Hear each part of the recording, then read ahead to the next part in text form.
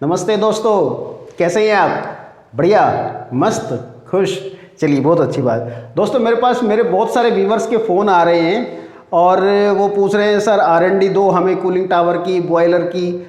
R&D देने से क्या बेनिफिट मिलेगा? R&D तो मैं दूंगा ही आप सबको, बट कम से कम उसके बेसिक को भी आपको समझना बहुत कंपलसरी है। तो हमारे कूलिंग टावर के सेकंड पार्ट में आज मैं आपको LSI और RSI के बारे में बताता हूँ, जो कि सबके लिए बहुत कंपलसरी है। तो चलिए दोस्तों, शुरू करते हैं अपना आज का। तो दोस्तों, इसमें LSI और RSI एक्चुअली होता क्या है? LSI लैंगलियर सैचुरेशन इंडेक्स और RSI रेजनर स्टेबिलिटी इंडेक्स, ये दोनों क्या दिखाते हैं कि हमारे कूलिंग टावर के जो पैरामीटर्स हैं, उन पैरामीटर्स को अगर हम कैलकुलेट करें, वो मैं बताऊंगा आपको, उनको अगर हम कैलकुलेट करें तो हमें ये पता लग जाएगा कि आने वाले 10 दिन में, 15 दिन में, 20 दिन में या महीने भर में हमारा प्लांट किस दिशा में जा रहा है। मतलब उसके अंदर स्केलिंग होने वाली है या कोरोजन बढ़ने वाला है या कोई और प्रॉब्लम आने वाली है, तो हम उसका टाइम रहते हुए सॉल्यूशन दे सकते हैं।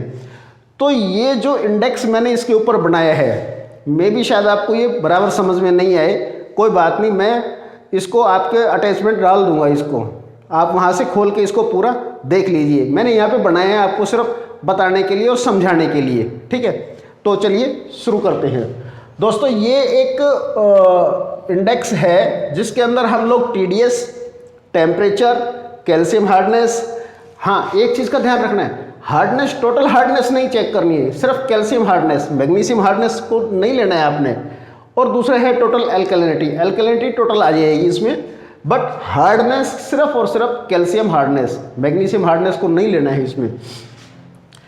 इसमें हम RSI को चेक करेंगे 2 PHS माइनस PH, और टेबल ऑफ कैलकुलेटिंग इंडेक्स में PHS को हम निकालने के लिए 9.3 plus A plus B minus C plus D, ये हम कैलकुलेशन फैलाएंगे और इससे हम देखेंगे कि हमारे प्लांट का क्या रिजल्ट आ रहा है। तो दोस्तों, ये इंडेक्स के अंदर बताते हैं कि TDS PPM कितना है, 50 से 350। 50 से 350 का जो मान रहेगा, जिसको हम कैलकुलेट करेंगे 0.1 से, 400 से 1100 तक का जो TDS रहेगा 0.2, 1100 से 3000 तक का जो TDS रहेगा 0.3 में। ये A जो मैंने लिख रखे हैं ये आगे आएगा आपके पास में। TDS को हम इसके अंदर, इसका जो मान होता है उसमें कैलकुलेट करेंगे। इसके बाद आ जाता है टेम्परेचर। कूलिंग टावर का जो टेम्परेचर होता है, इनलेट और आउटलेट के बीच का जो वेरिएशन होता है, जिसको हम डेल्टा T बोलते हैं, वो टेम्परेचर ये इधर डिग्री सेल्सियस में है और ये फ़ारेनहाइट में है। ये इसका जो काउंट करेंगे हम लोग B पॉइंट के अंदर इसको काउंट करेंगे। जैसे 0 से 30, 0 अगर डिग्री सेल्सियस है, इट मीन्स कि 0 से 32 फ़ारेनहाइट का 2.6, 2 degree Celsius mean 36 degree Fahrenheit 2.5, ऐसे ही 7 degree Celsius 44 2.4, 10 degree Celsius 54 2.3, 14 degree Celsius 58 2.2, 18 degree Celsius 2.3, 22 degree Celsius 2.0। ये इनका मेथड है, इनकी कैलकुलेशन है, इसका मान है, ये हमें समझना बहुत ज़रूरी है। ये B के अंदर काउंट आएगा। तीसरा है हमारा कैल्शियम हार्डनेस। कैल्शियम हार्डनेस जैसे 10 है, 12 है, 14 है, 18 है। 10 है तो 0.6 आएगा, 12 है तो 0.7, 14 है तो 0.8, 18 है तो 0.9, 23 है तो 1.0, 28 है तो 1.1। ये इनका मान आ जाएगा, ये आएगा C के अंदर। ये ऐसे हम लोगों को कैलकुलेट करना है। उसके बाद आता है टोटल एल्कलिनिटी। टोटल एल्कलिनिटी अगर 10 है तो 1.0, 12 है तो 1.1, 14 है तो 1.2, 18 है तो 1.3, 23 है तो 1.4, 28 है तो 1.5, ऐसे ही सारा इंडेक्स आगे चलता जाएगा। अब हमारे पास क्वेश्चन आता है कि हम ये सब चीज़ें तो आ गई, हम इसको कैलकुलेट कैसे करें। तो एग्जाम्पल के तौर पे हम मान के चलते हैं कि TDS हमारा 0.1 को हमने जो इसमें A लिया है, ये A है, ओके। A में TDS आ गया हमारा। TDS मतलब 50 से 350 का मान है 0.1, तो हमने ये 0.1 ले लिया। उसके बाद में हमारा आ जाता है टेम्परेचर। टेम्परेचर हम देख लेते हैं, हमारा 10 डिग्री सेल्सियस का है, तो हम इसको ले लेते हैं 2.3, ये 2.3 ये आ गया हमारा B में, ओके। अब इसके बाद हम आ जाता है कैल्शियम हार्डनेस। कैल्शियम हार्डनेस अगर हमारी समझो 28 है तो इसका 1.1 ये आ जाएगा सी में। ओके, फिर आता है हमारा एल्कलिनिटी। एल्कलिनिटी अगर हमारा समझो 45 है तो हमारा 1.7 हम इसको उठा के ले लेंगे, ये आ जाएगा डी में। ठीक है, ये हमारी चारों फिगर यहाँ पे हमने काउंट कर ली। ये पैरामीटर्स आपको कहाँ से लेने हैं? जब आप कूलिंग टावर के वाटर को टेस्ट करोगे तो ये सारी चीज़ें आपको वहीं से मिलेंगी। कूलिंग टावर का वाटर आपको लेना है, उसमें TDS चेक करोगे कितना TDS आ रहा है। मान लो आपका 1100 से 3000 के बीच में आ रहा है, 2000 आ रहा है, 2200 आ रहा है, 2500 आ रहा है, तो उसका सीधा सा मान इसका 0.3 आएगा। वो 0.3 उसको उठा के यहाँ ऐसे रख देना है। ऐसे ही जब आप उसका टेम्परेचर चेक करोगे वेरिएशन का, इनलेट और आउटलेट का जो डेल्टा टी निकलेगा, डेल्टा टी का जो वेरिएशन आएगा, अगर 0 आ रहा है तो 2.6 आ रहा है, 2 आ रहा है तो 2.5 आ रहा है, 10 आ रहा है तो 2.3 के हिसाब से ऐसे आप ले लोगे। अब इसका हार्डनेस की किट जो आती है उसमें टोटल हार्डनेस चेक की जाती है।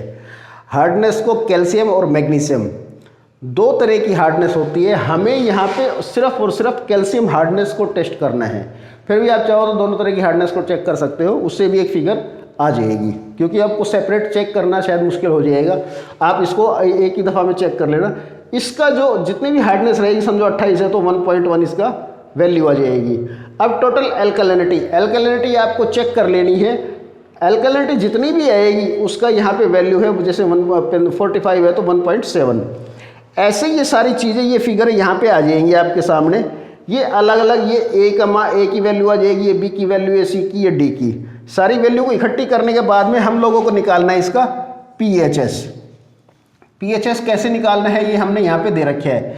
पीएचएस का खुद की वैल्यू है इसकी 9.3 प्लस ए प्लस बी। ए हमारा कितना आया था 0.1, बी आया था हमारा 2.3 ले लिया, माइनस सी एंड डी। सी आया था हमारा 1.1 और डी आया था 1.7।